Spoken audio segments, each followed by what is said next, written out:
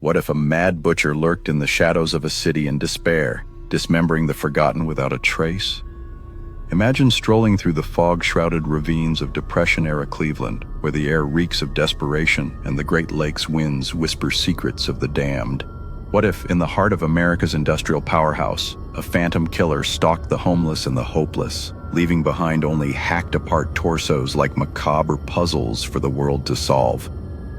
Could a single, deranged mind evade the legendary Eliot Ness, the man who toppled Al Capone, turning a city into a graveyard of unanswered screams? This is the bone-chilling enigma of the Cleveland Torso murders, a saga of severed limbs, taunting clues, and a butcher who vanished into history's dark abyss. In the 1930s, Cleveland was a cauldron of poverty, with shantytowns sprawling along Kingsbury Run, a desolate gully slicing through the city's underbelly, home to hobos, gamblers, and the down and out. It was here that the horror unfolded, a series of gruesome discoveries that would haunt the nation and baffle investigators for decades. The gruesome discoveries, bodies scattered like nightmares. It all erupted on September 23, 1935, when two teenage boys stumbled upon a nightmare in the creek bed near East 49th Street. Two decapitated male torsos, their heads and genitals meticulously removed, lying side by side in the mud. The victims were drained of blood, their skin pale and waxy, as if preserved by some unholy ritual. One was identified as Edward Andrassy, a 28-year-old bisexual hustler known for his shady dealings in the roaring 3rd District, a seedy haven of bars, brothels, and vice. The other, a John Doe, forever lost to the shadows. The terror escalated. In January 1936, parts of Florence Polillo, a 42-year-old waitress and barfly, were found stuffed into baskets behind a butcher shop. Her head never recovered, her body hacked with surgical precision. By June, another headless torso floated in the Cuyahoga River, its tattoos the only clue to a life erased. The killer's signature was unmistakable: clean disarticulations at the joints, often while the victim was still alive, suggesting medical knowledge or a butcher's skill. Some bodies were chemically treated, their skin leathery and preserved, as if the mad butcher wanted them to last. Over 3 years, at least 12 victims, 7 men, 5 women, met this fate, their remains dumped in ravines, rivers, and dump sites. One chilling find, a woman's torso wrapped in newspaper, her legs and arms scattered nearby, discovered by a hobo scavenging for food. The randomness amplified the dread. Anyone could be next, their body parts turning up like discarded trash in the city's forgotten corners. The victims, ghosts of the Great Depression. Who were these poor souls? Most were transients, the invisible victims of economic ruin, making identification a detective's nightmare. Edward Andrassy, with his criminal ties and flamboyant lifestyle, hinted at a killer preying on the marginalized. Florence Polillo, known for her hard-drinking ways, was last seen alive in a dive bar, her dismembered remains a stark warning. Another identified victim, Rose Wallace, vanished from the streets, her partial remains turning up months later. The timeline paints a frenzy.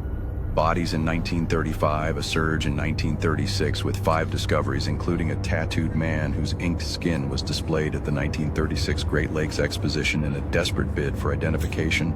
By 1937-1938, the count climbed, with the final 2 victims, numbers 12 and 13, dumped brazenly in view of City Hall, a direct taunt to the authorities.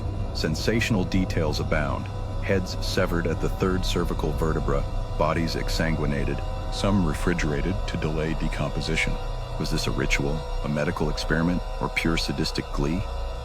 If dives into these shadowy histories leave you craving more untold horrors from the past, consider subscribing to Behind the Veil Truths for weekly explorations that peel back the layers of mystery. The Manhunt, Eliot Ness versus the Phantom Killer. Enter Eliot Ness, the untouchable hero fresh from Chicago's mob wars, now Cleveland's safety director in December 1935. Tasked with cleaning up the city, Ness dove into the case in 1936 amid media frenzy and public panic.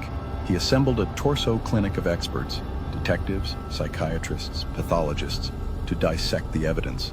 Coroner Samuel Gerber hosted national conferences, sharing autopsy findings in hopes of cracking the code. In a desperate move, Ness ordered the Kingsbury Run shantytowns torched in 1938, displacing thousands to flush out the killer. Miraculously, the murders stopped. But at what cost? The blaze ended the spree, but the butcher slipped away. The suspects, shadows of guilt. Whispers pointed to several. Frank Dolezal, a bricklayer arrested in 1939, confessed under duress but hanged himself in jail. Many believe he was innocent, a scapegoat. Then there's Dr. Francis Sweeney, Ness's secret suspect, a troubled surgeon with ties to the area who failed a polygraph and taunted Ness with postcards from an asylum years later. Sweeney, a cousin of a congressman, was never charged, perhaps due to political pressure. Others speculate a black man named Willie Johnson, executed for a similar dismemberment in 1942, or even a transient hobo riding the rails. To this day, the killer remains unidentified, with theories linking to murders in Pennsylvania and beyond. In 2024, efforts by the DNA Doe Project exhumed remains for genetic genealogy, hoping to name the nameless. Echoes in the dark, a legacy that still chills. The Cleveland torso murders scarred a city, tarnishing Ness's legacy and inspiring tales from graphic novels to films. But what if the Mad Butcher never stopped, just moved on? What other monsters hide in history's folds, waiting to be unearthed? If this pulse-pounding plunge into the abyss has you hooked on the thrill of the unknown, subscribe to Behind the Veil Truths today. Who knows what nightmare we'll dissect next? Your next obsession awaits.